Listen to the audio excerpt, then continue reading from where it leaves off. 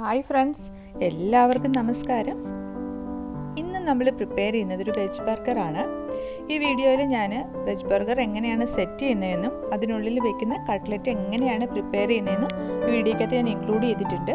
എല്ലാവരും ഒന്ന് ട്രൈ ചെയ്ത് നോക്കണം. നല്ല ടേസ്റ്റി ആയിട്ടുള്ളൊരു ബർഗറാണ്. ആദ്യം ഞാൻ 2 കപ്പ് പൊട്ടറ്റോ ഇതുപോലെ ക്യൂബ്സ് ആക്കി എടുത്തിട്ടുണ്ട്. ഇനി വേണ്ടത് ക്യാരറ്റാണ്.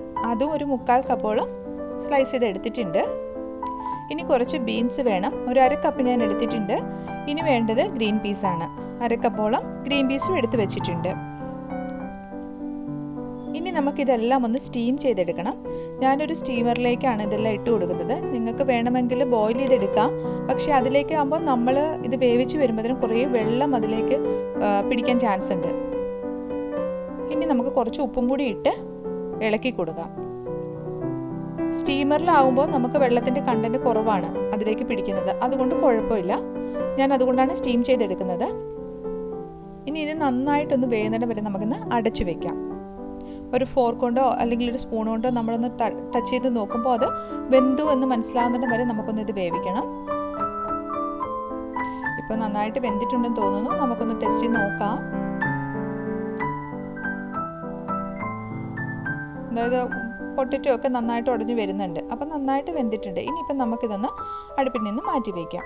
അതായത് ഇപ്പം നിങ്ങൾക്ക് കാണുമ്പോൾ തന്നെ അറിയാം, ഇതിലേക്ക് വെള്ളമൊന്നും അധികം പിടിച്ചിട്ടില്ല. ബോയിൽ ചെയ്തെടുക്കുമ്പോൾ ഇതിലേക്ക് വെള്ളം നന്നായിട്ട് പിടിക്കാൻ ചാൻസ് ഉണ്ട്. അപ്പം നമുക്ക് കട്ട്ലറ്റ് ഷേപ്പ് ചെയ്തെടുക്കുമ്പോൾ ബുദ്ധിമുട്ടാവും. ഇനിയിപ്പം ഞാനിതൊരു ബൗളിലേക്ക് മാറ്റിയിട്ടുണ്ട്.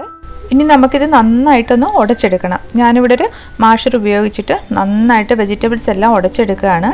ഇതിൻ്റെ അകത്ത് തരിയായിട്ട് കിടക്കാത്ത രീതിയിൽ തന്നെ നമ്മൾ ഉടച്ചെടുക്കാൻ ശ്രമിക്കണം. കാരണം നമ്മളിത് ഷേപ്പ് ചെയ്യുമ്പോൾ, കട്ട്ലറ്റ് ഷേപ്പ് ചെയ്യുമ്പോൾ നമുക്ക് തരിയായിട്ട് കിടന്നിട്ടുണ്ടെങ്കിൽ അത് ബുദ്ധിമുട്ടാവും. അതുകൊണ്ട് മാക്സിമം നമ്മളെ കൊണ്ട് പറ്റുന്ന രീതിയിൽ അതൊന്ന് മാഷ് ചെയ്തെടുക്കുക. അപ്പോൾ ഏകദേശം നമ്മൾ നന്നായിട്ട് തന്നെ മാഷ് ചെയ്ത് എടുത്തിട്ടുണ്ട്. ഇനി അതിലേക്ക് ഞാൻ 2 ഗ്രീൻ ചില്ലിയാണ് ആഡ് ചെയ്യുന്നത്, ചെറുതായിട്ട് അരിഞ്ഞിട്ട്. ഇനി കുറച്ച് മല്ലിയില കൂടി നമുക്ക് ആഡ് ചെയ്ത് കൊടുക്കാം. ഇനി വേണ്ടത് 1/2 ടീസ്പൂൺ ഗരം മസാല പൗഡറാണ്. ഇനി ആവശ്യത്തിന് ഉപ്പ് നമുക്ക് ചേർക്കാം. ഉപ്പ് നമ്മൾ നേരത്തെ വെജിറ്റബിൾ വേവിച്ചപ്പോൾ ചേർത്തിട്ടുണ്ട്. ഇനി ജിഞ്ചർ പേസ്റ്റ് ഒരു 1/2 ടീസ്പൂൺ നമുക്ക് ചേർത്ത് കൊടുക്കാം. ഇനി ഇതെല്ലാം കൂടി നമുക്ക് നന്നായിട്ടൊന്ന് മിക്സ് ചെയ്യണം. ജിഞ്ചർ പേസ്റ്റും അതുപോലെ തന്നെ ഗരം മസാലയും ഉപ്പും എല്ലാം എല്ലായിടത്തും നന്നായിട്ട് വരുന്ന രീതിയിൽ നമുക്കിതൊന്ന് നന്നായിട്ട് മിക്സ് ചെയ്ത് കൊടുക്കാം. ഇനി നമുക്ക് കുറച്ച് ബ്രെഡ് ക്രംസ് ആഡ് ചെയ്ത് കൊടുക്കാം. ഇത് നല്ല സ്റ്റിഫായിട്ട് വരാൻ വേണ്ടി ഇടണം. നമ്മുടെ മിക്സ് കുറച്ച് വെള്ളത്തിൻ്റെ കണ്ടൻറ്റ് കുറച്ചെങ്കിലും ഉണ്ടാവും. അതുകൊണ്ട് നമുക്കത് ഷേപ്പ് ചെയ്യാൻ ബുദ്ധിമുട്ടായിരിക്കും. അതുകൊണ്ട് കുറച്ചും കൂടി തിക്കാകാൻ വേണ്ടിയിട്ടാണ് നമ്മൾ ബ്രെഡ് ക്രംസ് യൂസ് ചെയ്യുന്നത്. അത് ആവശ്യത്തിന് ഇട്ട് കൊടുക്കുക. ഞാനിവിടെ ഒരു 1/2 കപ്പോളാണ് ഇട്ടിട്ടുള്ളത്. ബ്രെഡ് ക്രംസ് കൂടി നന്നായിട്ട് മിക്സ് ചെയ്യുക. ഇപ്പം നിങ്ങൾക്ക് കാണുമ്പോൾ തന്നെ അറിയാം, നല്ല ടൈറ്റ് ആയിട്ടുള്ള ഒരു മിക്സാണ് നമുക്ക് കിട്ടിയിട്ടുള്ളത്. ഇനി ഞാൻ വേറൊരു ബൗളിലേക്ക് കുറച്ച് മൈദ എടുക്കുന്നുണ്ട്. ഒരു 1/4 കപ്പ് മൈദയാണ് എടുത്തിട്ടുള്ളത്. അതിലേക്ക് കുറച്ച് വെള്ളം നമുക്ക് ആഡ് ചെയ്ത് കൊടുക്കാം. ഇതിന് നല്ല ഒരുവിധം ലൂസായിട്ടുള്ള ഒരു ബാറ്ററായിട്ട് നമുക്കിത് മിക്സ് ചെയ്തെടുക്കണം. ഒട്ടും തരിയില്ലാതെ തന്നെ മിക്സ് ചെയ്തെടുക്കാൻ ശ്രമിക്കുക. ഇപ്പം നമുക്ക് നന്നായിട്ടൊരു നല്ലൊരു ബാറ്റർ കിട്ടി. ഈ ഒരു കൺസിസ്റ്റൻസിയിൽ നിങ്ങൾ ബാറ്റർ തയ്യാറാക്കുക. ഇനി ഇവിടെ ഞാൻ വെജ് മിക്സും അതുപോലെ ബ്രെഡ് ക്രംസ്, മൈദ ബാറ്റർ ഇതെല്ലാം റെഡിയാക്കി വെച്ചിട്ടുണ്ട്. ഇനി നമുക്ക് നമ്മുടെ വെജ് മിക്സിൽ നിന്ന് കുറച്ച് പാർട്ട് എടുത്ത് മാറ്റണം. അതിനൊരു കുറച്ച് പോർഷൻ എടുത്തിട്ട് നമുക്ക് കയ്യിൽ വെച്ചിട്ട് നന്നായിട്ട് ബോൾസ് ആക്കി എടുക്കുക. അതായത് ഇതിൽ കാണിച്ചിരിക്കുന്ന പോലെ കയ്യിൽ വെച്ച് നന്നായിട്ട് ബോൾസ് ആക്കി എടുക്കുക. അതിനുശേഷം നമ്മൾ നമ്മുടെ കയ്യിൽ വെച്ചിട്ട് ജസ്റ്റ് ഒന്ന് പ്രസ് ചെയ്ത് അതൊന്ന് പരത്തിയെടുക്കേണ്ടി വരും. അതായത് നമ്മുടെ കട്ട്ലറ്റിൻ്റെ ഷേപ്പിലേക്ക് ഒന്നാക്കിയെടുക്കണം. ഇതാ ഇതിൽ കാണിച്ചിരിക്കുന്നത് പോലെ നമുക്ക് കട്ട്ലറ്റിൻ്റെ ഷേപ്പിലേക്ക് ഒന്നാക്കിയെടുക്കാം. ഞാനിത് ബർഗറിൻ്റെ അകത്ത് വെക്കേണ്ടത് കൊണ്ട് കുറച്ച് വലുപ്പത്തിൽ തന്നെയാണ് ഷേപ്പ് ചെയ്തെടുത്തിട്ടുള്ളത്. ഇനി നമുക്ക് അത് നമ്മുടെ മൈദ ബാറ്ററിലൊന്ന് ഡിപ്പ് ചെയ്തെടുക്കണം. 2 സൈഡിലും മൈദ ബാറ്റർ വരുന്ന രീതിയിലൊന്ന് ഡിപ്പ് ചെയ്തെടുക്കുക. ഇനി നമ്മൾ ചെയ്യുന്നത് നമ്മുടെ ബ്രെഡ് ക്രംസിൽ ഈ കട്ട്ലറ്റ് നന്നായിട്ട് കോട്ട് ചെയ്തെടുക്കണം. എല്ലാ സൈഡിലും ബ്രെഡ് ക്രംസ് നന്നായിട്ട് സ്പ്രെഡ് ആകുന്ന രീതിയിൽ നമുക്ക് ഇതൊന്ന് ബ്രെഡ് ക്രംസിലൊന്ന് കോട്ട് ചെയ്തെടുക്കാം. ഇതായിപ്പോൾ ഏകദേശം 2 സൈഡിലും വന്നിട്ടുണ്ട്. ഇനി സൈഡിലും കൂടി നമുക്ക് വശങ്ങളിലെല്ലാം നമ്മൾ നന്നായിട്ട് ബ്രെഡ് ക്രംസ് കോട്ട് ചെയ്തെടുക്കുക.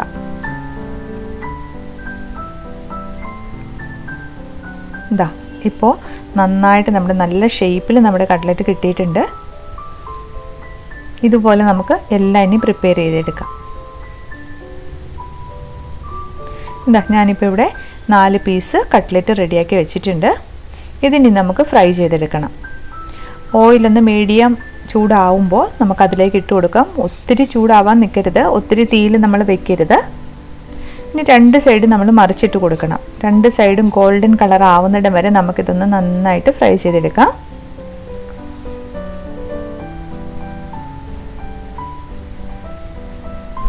ഇപ്പം ഏകദേശം 2 സൈഡും നന്നായിട്ട് ഗോൾഡൻ കളറായി വന്നിട്ടുണ്ട്.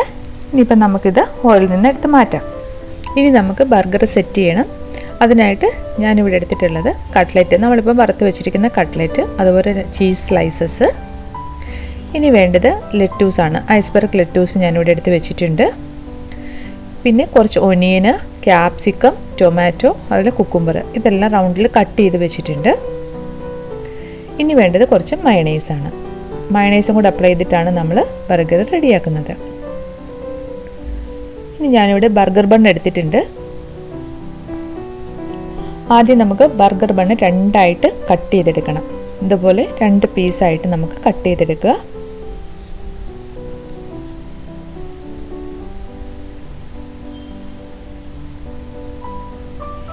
ബർഗർ ബണ്ണ് നമ്മൾ 2 പീസായിട്ട് എടുത്തിട്ടുണ്ട്.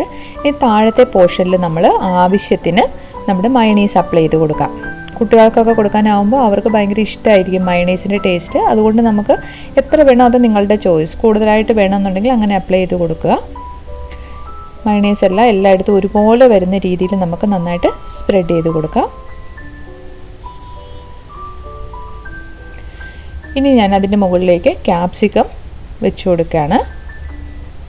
നിങ്ങൾക്ക് 1 അല്ലെങ്കിൽ 2 നിങ്ങളുടെ ചോയ്സിനനുസരിച്ച് ക്യാപ്സിക്കത്തിൻ്റെ പീസസ് അതിൻ്റെ മുകളിലേക്ക് അറേഞ്ച് ചെയ്യാം. ഞാനിവിടെ 2 പീസ് വെച്ചു. അതിൻ്റെ മുകളിലേക്ക് ടൊമാറ്റോ എടുത്ത് വയ്ക്കുന്നുണ്ട്. ഇനി അതിൻ്റെ മുകളിലേക്ക് നമ്മൾ ഫ്രൈ ചെയ്ത് വെച്ചിരിക്കുന്ന കട്ട്ലറ്റ് അതും കൂടെ വെച്ച് സെറ്റ് ചെയ്യാം. ഇനി അതിൻ്റെ മുകളിൽ ഞാൻ വെച്ചിട്ടുള്ളത് ഒനിയൻ റിങ്സ് ആണ്.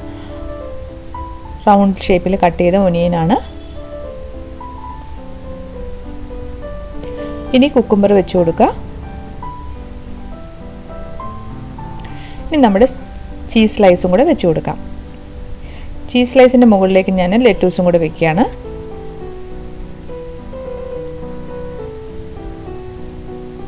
ഇനി നമുക്ക് നമ്മുടെ ടോപ്പ് ലെയർ ബർഗർ ബണ്ണിൻ്റെ പീസ് വെക്കണം. അതിലേക്ക് നമ്മൾ അതിൻ്റെ ഒരു സൈഡിലേക്ക് നമ്മൾ മയണൈസ് നമുക്ക് അപ്ലൈ ചെയ്ത് കൊടുക്കണം.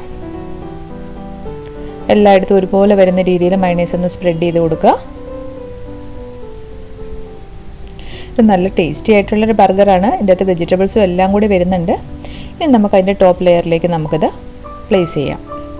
ഇതാ ഇപ്പോൾ നമ്മുടെ ബർഗർ റെഡി ആയിട്ടുണ്ട്.